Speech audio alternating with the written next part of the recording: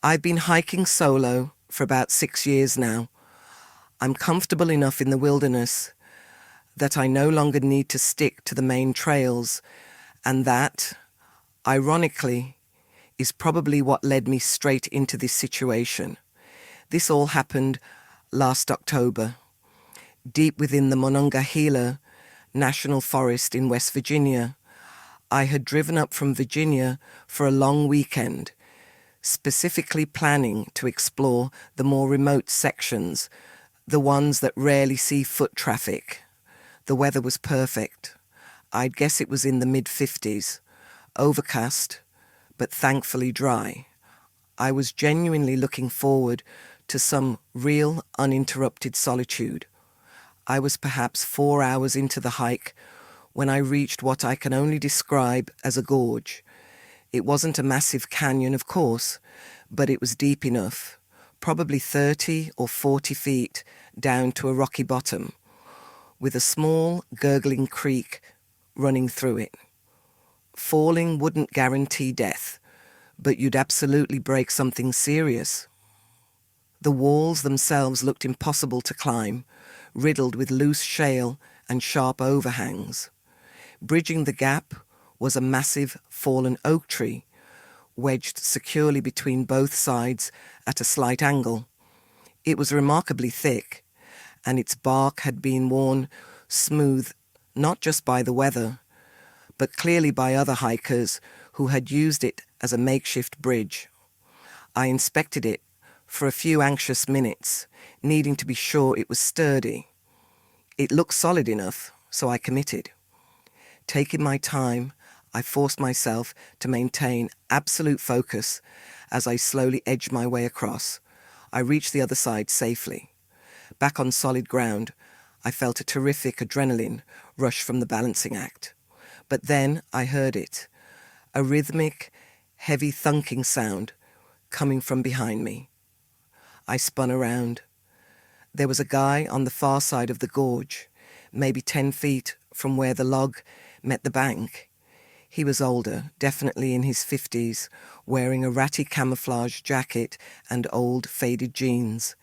He had a scraggly beard that gave him the look of a stereotypical rough-hewn lumberjack. It took me a second to process what he was holding. A full-size axe. Maybe he really is a lumberjack, I thought. But the thought evaporated as shock set in. He walked right over to the base of the fallen tree and without hesitation started swinging the axe at it. "What the hell are you doing?" I shouted across the chasm. He didn't even look up. He just kept swinging.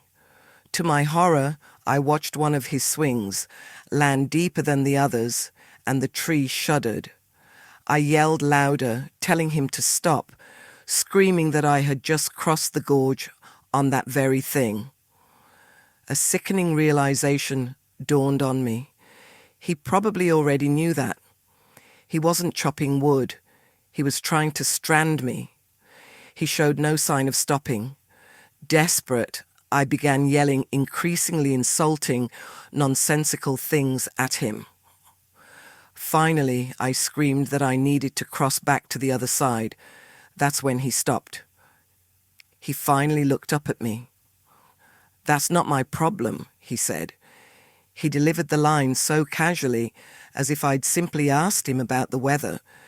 His indifference infuriated me. I admit, I lost it a little. I started full-on screaming at him, saying nasty things. In hindsight, that was probably the single least bright decision I could have made. I can't remember my exact words, but something I said must have struck a nerve because he abruptly stopped swinging the axe. He actually set it down on the ground before taking a few steps closer to the edge. I could see his face more clearly then, and it was deeply unsettling. His eyes were sunken and dark, almost like the skin around them was bruised or darkened too, if that makes any sense. He leaned over the edge and delivered a line I will never forget. "I know these woods a lot better than you do. The way he said it chilled me to the bone. It wasn't exactly a threat. It was certain. A simple statement of fact that I'd be stupid to argue with. We stared at each other for what felt like an eternity. Then he picked up the axe, turned his back on me, and walked back into the trees. I didn't say anything else. What was there left to say? I stood there, trembling, trying to process the encounter. The tree was still wedged in place, but I could clearly see it wasn't stable anymore. The edge on his side was splintered and cracked. I wanted to cross back right then, but there was no way I was entrusting my weight to that compromised log. I pulled out my phone. 0 service. I decided to cut the hike short. I was mad, absolutely, but I was also genuinely spooked.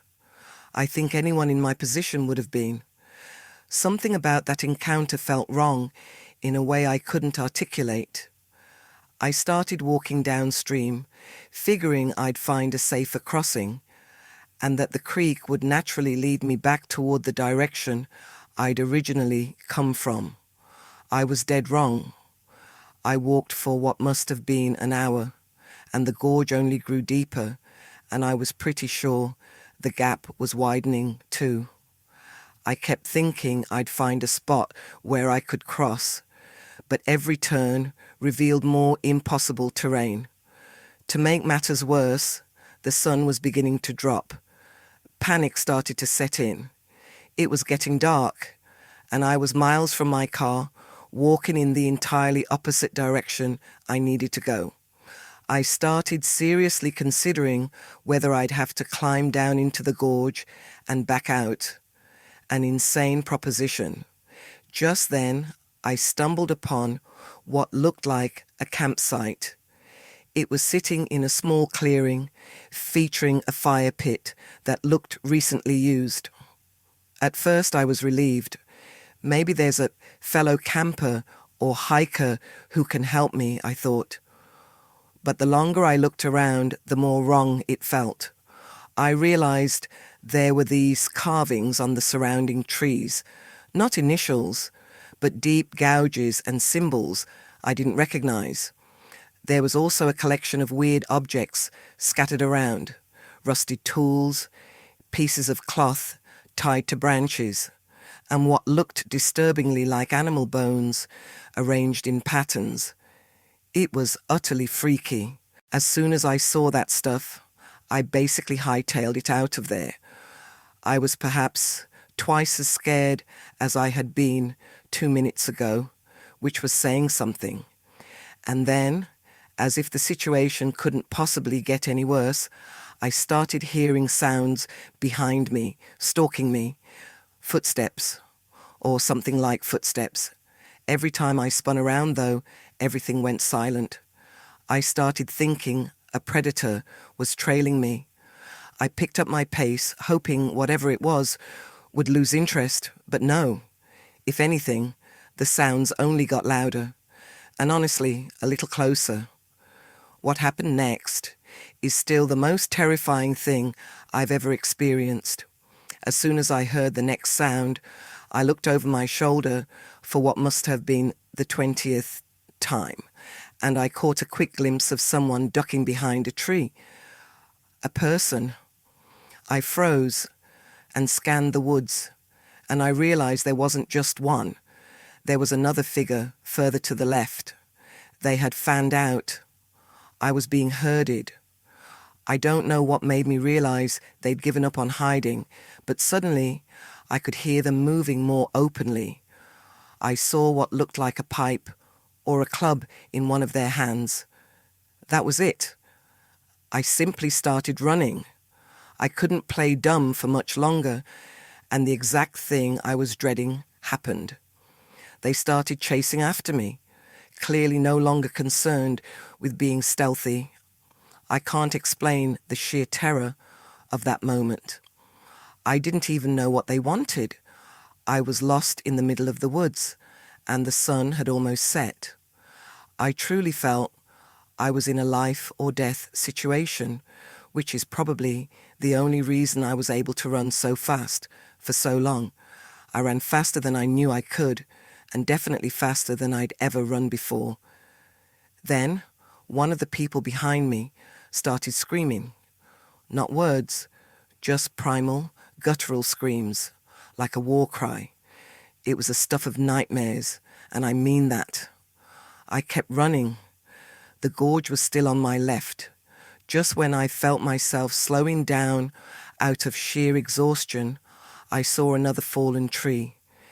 It was much smaller than the first one had been, but I had absolutely no choice. Without even thinking, I mounted it and started making my way across. I didn't have time to see if it was sturdy.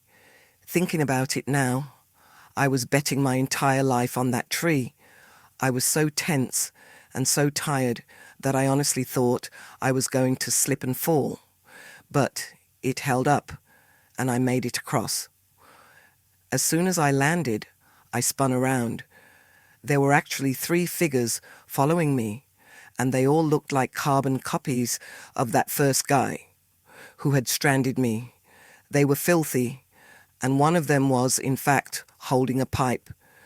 I watched as the first one put his hand on the tree as if to cross, and then he stepped back down. The 3 of them looked at me menacingly, and for some reason I found myself paralyzed again. Then one of them told me to get the hell out of there, and that I had gotten lucky. That was all I needed to hear. I turned and did exactly what they told me. I kept expecting to hear them behind me, but the forest had gone eerily, unnaturally quiet. The darkness didn't help, and there were a couple of times when I had to fight a full-on breakdown. I must have run at an angle that eventually brought me back toward the trailhead, or maybe I just got impossibly lucky, but I did eventually find it. I reported what I could after driving back home, but I knew there was nothing anyone could or would do. It's been months now. I still hike, but it's honestly not as enjoyable anymore. I really hope I start enjoying it again, because hiking used to be my absolute favorite thing to do. Now I can't even step onto a trail without thinking about that experience. It was just so freaky. That first guy with the axe, especially. The way he looked at me when he said those things, as if he knew exactly what was going to happen to me. He probably did. Hell, he had probably orchestrated the entire terrifying ordeal. It terrifies me to think that I might have lost my life that day in the woods. This happened 3 years ago. I know a lot of people like to drag these stories out, but I don't see the need for that. So I'm just going to tell you exactly what happened, as it happened. I was hiking through a truly remote section of forest in northern Minnesota, way off any marked trails. I've always preferred it that way. The actual wilderness. Not the sanitized version you get on popular trails with their wooden markers and worn paths. It was just me and the woods, the way they're supposed to be. I'd been out there for maybe 4 hours when I noticed I'd lost my bearings. It happens sometimes when you're not following a trail, but usually I can orient myself pretty quickly. This time was different. Nothing looked familiar.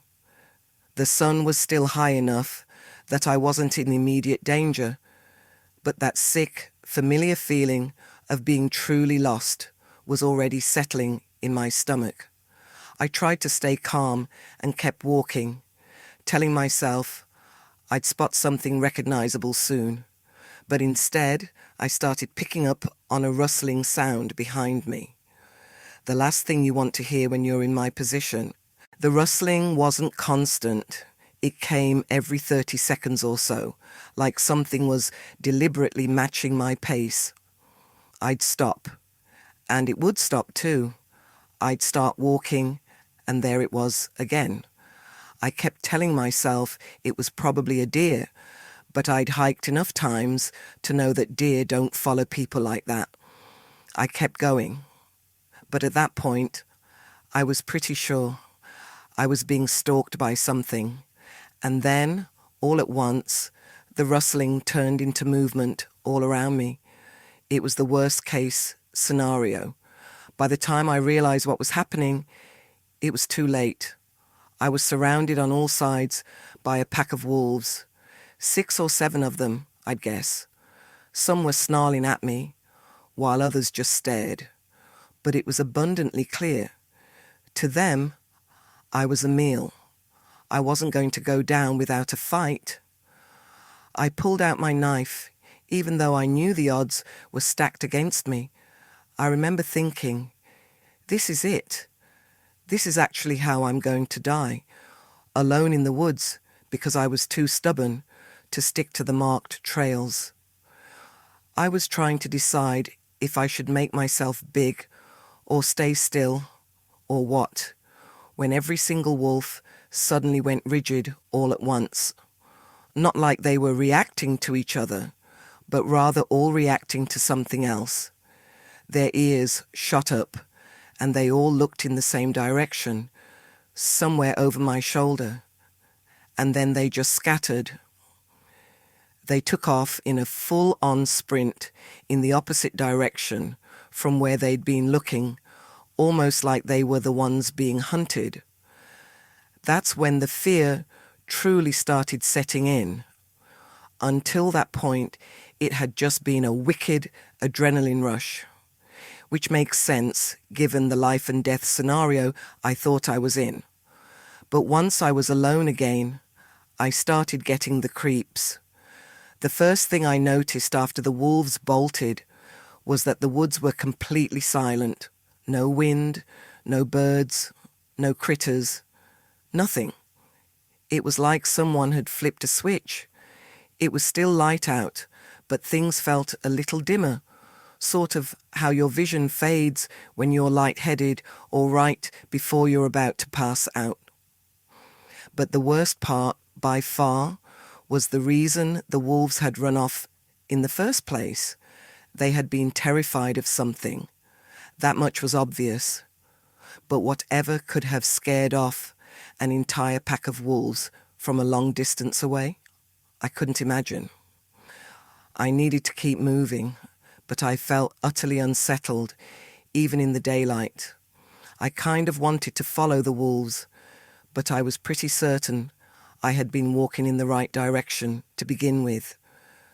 I was at a crossroads, follow the wolves only to potentially get encircled again and get even more lost, or continue in the right direction and possibly encounter whatever it was that had scared them off. It was an impossible choice. I ultimately decided to keep walking in the direction I thought would take me out of the woods, which, horrifyingly, meant walking toward whatever it was that had freaked out the wolves. My logic was simple.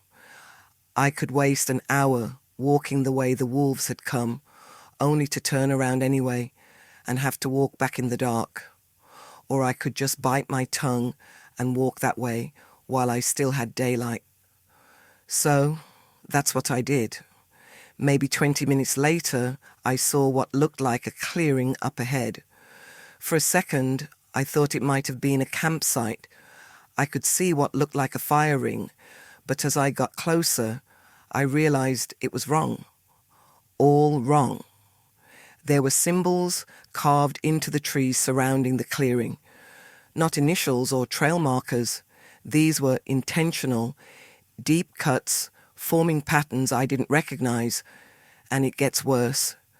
Things were hanging from the branches on what looked like leather cords. Some looked like bones, small ones, maybe from birds or rodents. I have rewritten the conclusion of the second narrative, focusing on intensifying the strange, surreal atmosphere of the clearing and the lasting impact of the memory loss. Then, I have rewritten the beginning of the third story to make the characters and the initial encounter feel more immediate and high stakes. Others were metal, rusted and twisted into shapes that truly hurt to look at. The fire pit in the center wasn't just a ring of stones. The stones were delicately stacked on top of one another, forming bizarre, small structures. Inside the fire pit, there was more weird stuff, pieces of cloth, what looked like jewelry, and other objects I couldn't possibly identify. But here's what made me truly freak out. The smoke. There was a column of thick, black smoke just hanging in the air, about 6 feet from the ground. It wasn't moving, it wasn't dissipating, and it didn't look like it was coming from the fire pit, which didn't even appear to have been recently used. It was just there. I desperately wish I could say it was just leftover smoke. I stood at the edge of that clearing, absolutely frozen to the spot. For some reason, I couldn't look away from that smoke. My eyes kept tracking back to it, even when I tried focusing on something else. It's difficult to describe the feeling, but it felt like I was looking through a window at something instead of actually being present. It felt like I was standing in my kitchen window, looking out into the backyard, instead of physically being in the backyard. I don't know what that means, but that's the sensation I got. A feeling was building in my chest, a profound mix of grief and terror, but for a reason that hadn't happened yet. It was almost like my body was mourning something in advance. I have never felt anything like it before or since.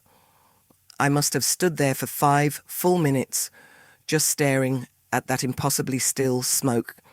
It never dissipated. Finally, something in my brain kicked back online.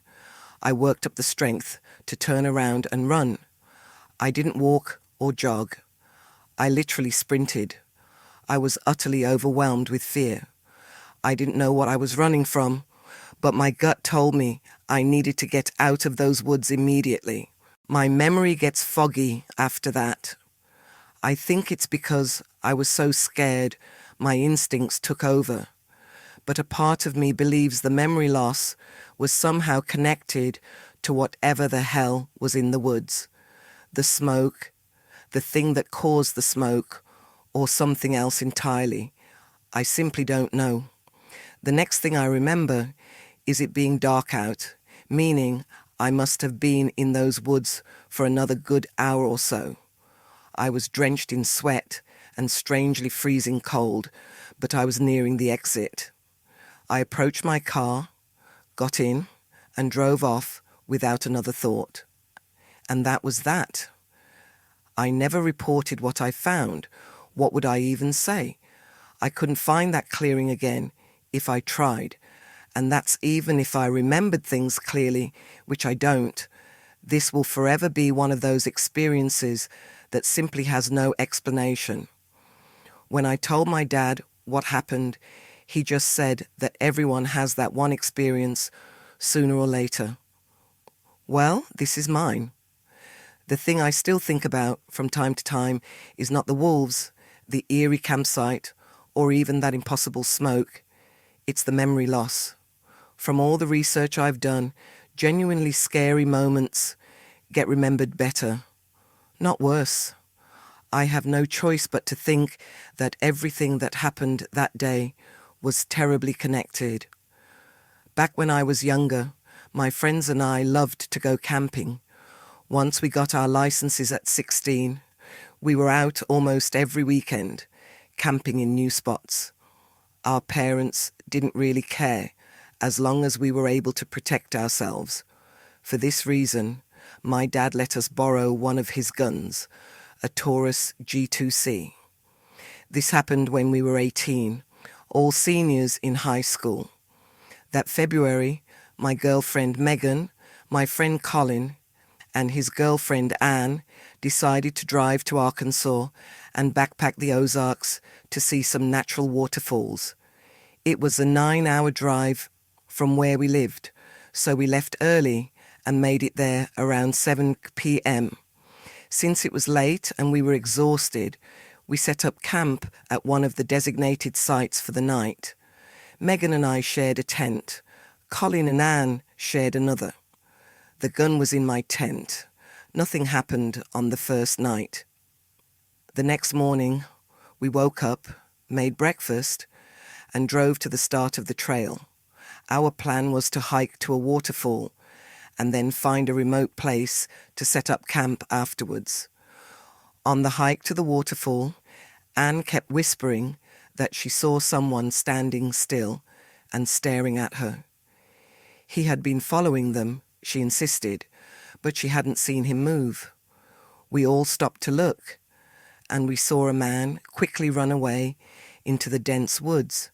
Colin, mostly putting on a show to impress Anne, yelled after him, "Back off or we'll kick your ass." We were capable of defending ourselves, though, if needed.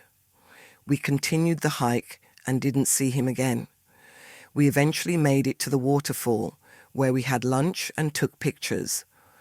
After about 2 hours, we decided to search for a spot to camp before it got dark. While we were looking, I noticed a freakishly tall, skinny woman staring at us. She had to be at least 6'5". It genuinely freaked me out. I pointed her out, and everyone else got deeply unsettled too. We yelled at her to leave us alone and warned her that we had a gun. She simply turned around and walked away. We decided to hike much further, since we were all completely creeped out. We had no idea if the two weirdos were connected somehow. After another hour, we found a nice spot next to a small, flowing creek with a relatively deep pool of water. We decided to get in the water and relax. While we were splashing around, we talked about the earlier incidents and joked that they were probably just hillbillies on drugs. When the sun started to set, we got out and started making dinner. We brought chicken breast to grill, rice and vegetables to boil, and some potatoes. We always ate well on our campouts. While I was cooking, Colin set up his tent and helped me with mine. Dinner finished, we ate, and then cracked open some of the alcohol we brought. I was, and still am, a pretty heavy smoker, so I brought some weed and papers to roll up. We wanted to have a good time since we'd put so much money into this trip. We told stories and laughed in our intoxicated state. At one point, Colin fell out of his chair and just laid on the ground, howling with laughter. We kept this up late into the night and eventually went to our tents. Megan and I were messing around in our tent when we suddenly heard someone laughing outside. At first, I thought it was Colin, laughing at us for some reason, so I yelled, "What's so funny?" Colin yelled back, "That wasn't me." That phrase sank my soul and sobered me up instantly. I grabbed the gun, rushed out of the tent, and fired a few shots into the air, yelling for whoever it was to leave us alone, or I'd shoot them. That seemed to do the trick, because I heard footsteps running away. We moved our tents closer together and decided to have one person stay up at a time as a lookout. The next day, we debated going home early, but ultimately decided against it. We were sure we'd scared off whoever it was, so we planned to hike somewhere closer to the exit and camp for one final night. After breakfast, we packed up camp and started the hike back. During the walk, we ran into some other hikers and told them what had happened. They were freaked out too. We chatted for a bit, then continued on. When we stopped for lunch, I realized those were the only other people we'd seen so far, despite a ton of cars being in the parking lot when we arrived. The trail felt strangely deserted. After lunch, we continued down the trail. and after about 6 miles, we decided to set up our last camp. We were around 3 miles from the nearest exit, a distance we could manage quickly if needed. We pitched our tents and cooked steak and potatoes for a celebratory final dinner. We ate, drank, and smoked again, trying to regain the carefree feeling of the first night before heading into the tents. In the middle of the night, I woke up needing to pee. Out of pure paranoia, I made absolutely sure to bring the gun with me as I stepped out of the tent.